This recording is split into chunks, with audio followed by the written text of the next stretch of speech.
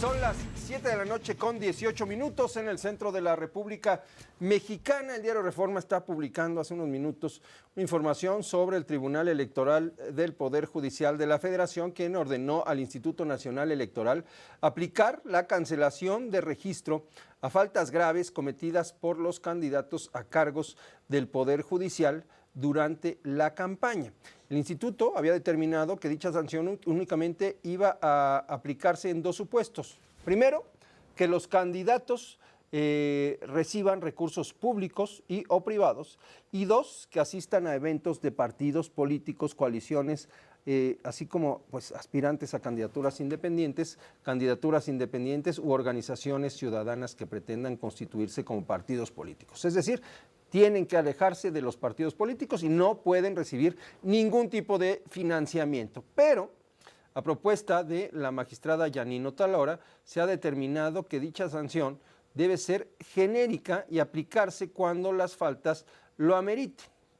Dicen que la elección de la sanción aplicable a cada conducta reside justamente en un ejercicio de análisis casuístico que debe realizar la autoridad conforme a particulares de cada caso una vez que se haya materializado. Es decir, se tiene que extender la posibilidad de cancelar registros a cualquier tipo de faltas graves. Y mire, más allá de las faltas graves en este proceso, pues surgen otra vez críticas, otra vez cuestionamientos a los filtros de selección de los candidatos a diferentes puestos en el Poder Judicial, en esta elección que se va a llevar a cabo el próximo 1 de junio. Hemos hablado de la mala elaboración de las listas, de personas que dicen yo no quiero participar y ya soy candidato porque voy a aparecer en la boleta, las boletas con errores, en fin, más allá de la falta de dinero, más allá de los problemas de organización o los problemas logísticos que se están presentando. Todavía no tenemos, por ejemplo, fijo el límite de gastos de campaña, lo habían dejado en un poco más de 200,000 pesos, todavía está viva esa discusión. Pero bueno, hay algo que resulta más grave y escandaloso. Hay candidatos a jueces, magistrados y ministros, sobre todo jueces y magistrados, que tienen antecedentes penales, que han cometido delitos. A ver, Juan Antonio Jiménez, tú tienes más información. Cuéntanos, ¿cómo está esta situación? Gracias, primo. Muy buenas noches. Como bien lo señalas, a pesar de los filtros, los que precisamente tuvieron que pasar los candidatos a algún cargo judicial para las elecciones de junio próximo, hay por lo menos 7 aspirantes que cuentan con denuncias penales y uno de ellos hasta ya tiene sentencia.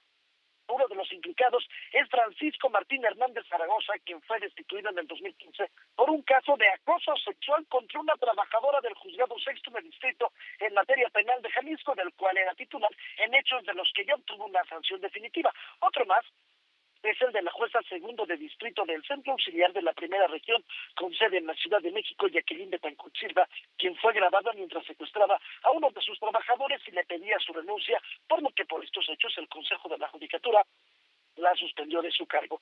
También está el caso de Andrés Montoya García, exadministrador penitenciario de Sonora, quien es investigado por su posible participación en la desaparición del periodista José Alfredo Jiménez Mota, de 25 años, quien investigaba el trasiego de droga de los Beltrán Leiva. Un candidato más es Edgar Agustín Rodríguez Beiza, candidato a juez penal en la Ciudad de México, quien enfrenta 2 acusaciones de abuso sexual, además de que fue suspendido por abusos laborales. En la lista también se puede incluir a Fernando Escamilla Villarreal, candidato a juez penal y quien ha defendido al menos a 2 integrantes del cártel de los Zetas para evitar su extradición a los Estados Unidos. Eleazar Medina Rojas, alias El Cheleno, que fue extraditado en el 2023, y Miguel Ángel Treviño Morales, el Z40, quien forma parte de la entrega masiva de los 29 capos del crimen organizado que México entregó a los Estados Unidos. También está Jesús Humberto Padilla Briones, quien fue detenido en Nuevo León con 15 bolsas de cristal y un arma de fuego después de darse a la fuga, y que ahora es candidato a juez penal por la lista del Poder Legislativo, así como Nicolino Callamilla, quien es candidato a magistrado federal de Sonora y que fue administrador penitenciario y es administrador y precisamente señalando presuntas violaciones los derechos humanos. De esta manera, primo, a pesar de que los aspirantes estaban imposibilitados, no fueron suficientes los filtros por parte de los comités para que puedan estar estas personas en las boletas el próximo mes de junio. Primo, el reporte. A ver, personas acusadas y en algunos casos sentenciadas, ¿verdad? Por delitos, fíjate nada más, abuso sexual, secuestro, desaparición, acoso laboral. Sí. Que además, Juan Antonio, comprobadas. Digo, si alguien lo acusan, enfrenta su juicio y resulta inocente, pues no tendría por qué perder ningún tipo de derechos políticos, incluso para acceder a un cargo en el Poder Judicial. Pero aquí estamos hablando de personas cuyos ilícitos se comprobaron y aún así van a impartir justicia, ¿de verdad? ¿Y qué te parece que te imparta justicia quien es el abogado del Z40? También ese es un tema, ¿no? Mira, los abogados tienen el derecho de representar a quien quieran, pero aquí pues sí entramos a un terreno de posible conflicto de interés, ni más ni menos que pues con integrantes del crimen organizado. ¿Estás de acuerdo? Completamente.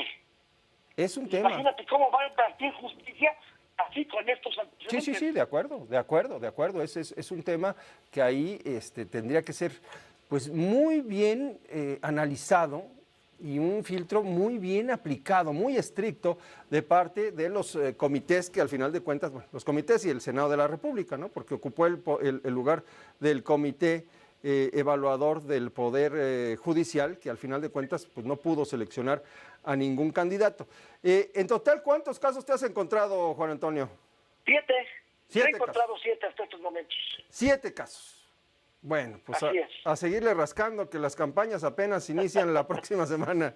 Ahí estaremos al pendiente, primo. Ahí estaremos, porque sí, efectivamente. Muchas gracias, Juan Antonio.